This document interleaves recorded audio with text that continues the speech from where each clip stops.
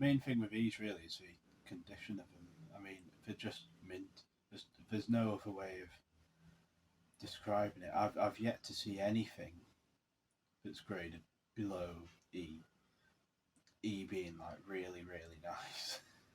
So even things like Caruso records that obviously I've got hundreds of them, but I'm probably gonna upgrade everything. I mean, there's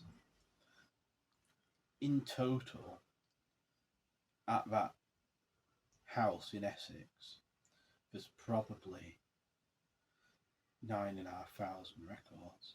So I'm gonna have to get my skates on going through it. I mean, just in this lot that you've seen us go through, John's just done a little thing montage from the camera of just going through records. This isn't stuff we've sorted, so a lot of that I won't be keeping. You know, really late HMVs by Boris Christoph. Nothing wrong with him, good singer, but I'm not going to end up keeping all those because I mean I really wouldn't have room to breathe then. I've already got way too many records. But yeah, the condition of his stuff is ridiculous. This was his second home that we collected these from, and I think it's fair to say, Nick, John, it was nice. It was beautiful, really was. Really. Yeah. Yeah. This guy had serious money. Like he really must have had quite a lot of money. And the reason this is relevant is this was his absolute passion. He kept things that he cared about. He collected things he cared about.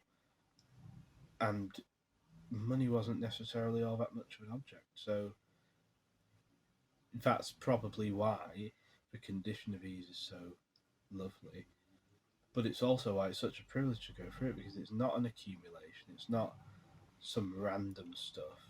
Funny thing is, actually, when we went into the garage, the family had said the garage has also got records in it. But, they're not much cop, or there's not much good stuff.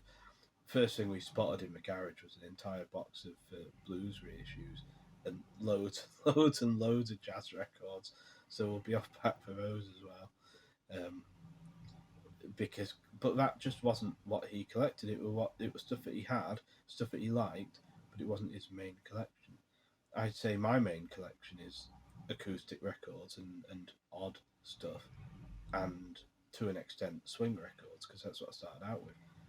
But all the other stuff I have alongside it, it's not going to be the world's best collection of tango records, because I've not gone out of my way to collect tango records. But this chap went out of his way to collect the great singers, and it's amazing going through it. It really is. Really great singers. Caruso was not just...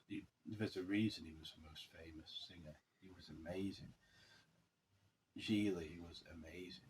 But Gigli, because Gigli recorded later, I don't tend to keep all of his records, simply because if I did, I would not have any space at all for anything.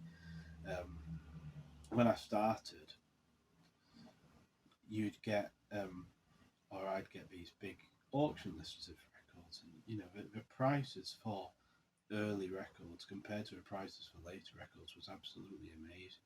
Somebody once offered me 600 Caruso records. 600 just by Caruso, because he was so popular that we can't be shifted. So once I've got a mint copy of some of my favourite records, I'll just keep that. It's quite easy to get a really good opera collection really cheap. I mean, these, if we didn't have to pay for the van and we didn't have to pay for boxes, these would have been free. It's amazing. If you're watching this and you want loads of opera records, a tenner will do it. Have a box full. It will be mint. All the stuff will be mint. Like, I can't stress enough how nice the condition of his collection is. This guy bought a lot of stuff from the Paul Getty sales that are very well known in the world of opera collecting. They're well known for Some are for right reasons and some are for wrong reasons. The right reasons are that his collection, I mean, it's Paul Getty, you know, you can imagine what it was like. His collection was absolutely ridiculous. For wrong reasons, that they completely bodged it and they got very little money for stuff that they should have got really nice money for. I was buying stuff from that sale, right, for, I don't know, 70 records for 100 quid. There were records in there with, albeit very ambitious, stickers on it saying rare, 200 quid, you know, there weren't just one of them, there were multiple. Because he had too many good records, so he bought a lot of those. I think he may have actually known him. I can't remember if that's what was said yesterday. I think we did say that, didn't we, yesterday? And his dad was a collector. This gentleman whose records these were, his dad will have been collecting in the 40s, 30s, 40s. This guy died in his, were he 80? I can't remember. You don't remember, you don't? I don't remember. No, I think he was in his 80s. And obviously, you know, his dad had collected. He carried on collecting so this collection goes back to the 40s at least, which is why all of the later issued stuff, all the reissues, all the, you know, like repairs, like mint, and yeah, the condition of it's astonishing. But I'm going to have to really be quite brutal in what I choose to keep. I'm going to have to get rid of a lot.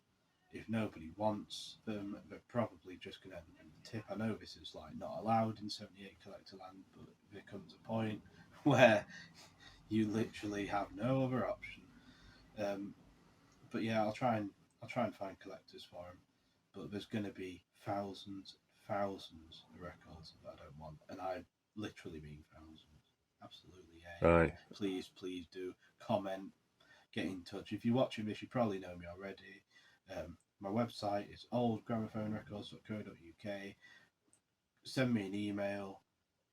Don't be ridiculous. Don't ask for specific records. I really haven't got the time for that. But you know, if you want a box of really nice records, really nice condition, operatic records, super high quality stuff. That's my phone ringing up. Actually, right. You can keep that in or not. Yeah, just get in touch, because I can't keep everything. I've got quite a lot of these boxes that were these cardboard boxes, are 14 by 14 inch boxes, and you know, they're quite good boxes for packing records in. You can just have them. Best way is probably through my website, oldgramophonerecords.co.uk. You can get in touch on Facebook as well. Leave a comment on a video. I do actually see them all. I'm rubbish at replying, but if you say, hey, I want loads of free records, I will reply, because otherwise we're off in landfill. You know, it's just how it is. This collection, I think I mentioned before, it has already been filtered for like ridiculously rare stuff. So a couple of major dealers have been through it and have, you know, the obvious stuff, Berliners, Russian, pre-revolutionary Russian GT, you know, stuff like that that's worth 4 figures is not here. But what we're left with is the most comprehensive collection of operatic. I don't want to use the phrase middle of the road, because that's not true. Because in fact, often these are the great singers and the guys on the really rare records, you know, made one record and weren't all that great.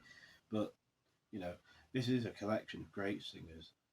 This is a collection of records that aren't massive rarities, that aren't worth loads of money. But my goodness, you won't find better copies of any of them